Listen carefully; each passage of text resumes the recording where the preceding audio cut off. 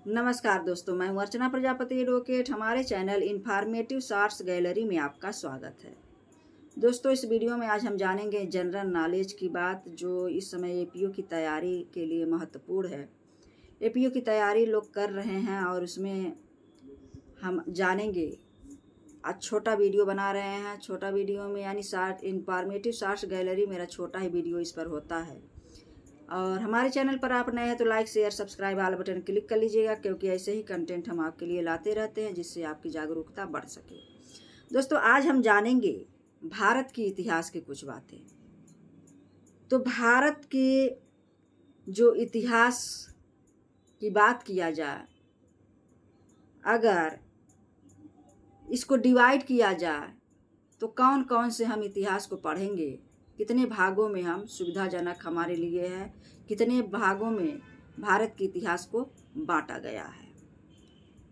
तो पहला ये है कि प्राचीन भारत के इतिहास की अगर बात किया जाए अध्ययन की सुविधा के लिए, तो वह 3 भागों में बांटा गया है। 3 प्रकार से हम इसको पढ़ सकते हैं। पहला, प्राचीन भारत का हम अध्ययन कर सकते हैं।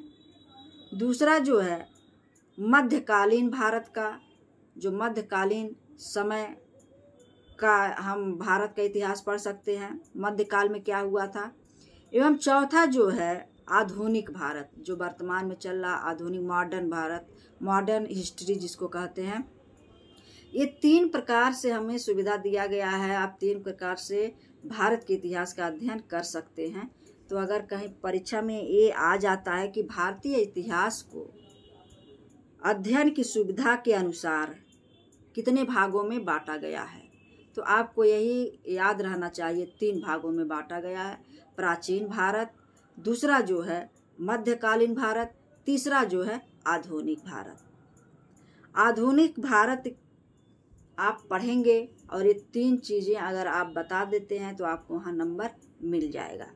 अब अगला हम इसमें जान रहे हैं कि प्राचीन भारत के स्रोत कौन कौन से हैं। प्राचीन भारत के स्रोत की बात किया जाए तो सबसे पहला जो स्रोत आता है वह ग्रंथ आता है। दूसरा जो आता है ऐतिहासिक ग्रंथ आता है। और तीसरा जो बात आता है वह विदेशियों का विवरण आता है। और चौथा जो आता है पुरातत्व संबंधी साक्ष्य आता है। पुरातत्व संबंधी साक्ष्य आता है। ये चौथा और लास्ट स्रोत हैं भारत के इतिहास को पढ़ने के लिए। इसमें अध्ययन आप कर सकते हैं कि प्राचीन भारत का अगर क्वेश्चन आता है कि प्राचीन भारत को किन भागों में बांटा गया है, कैसे अध्ययन किया जाएगा, वह कौन कौन से मूल स्रोत माने गए हैं प्राचीन भारत के इतिहास का।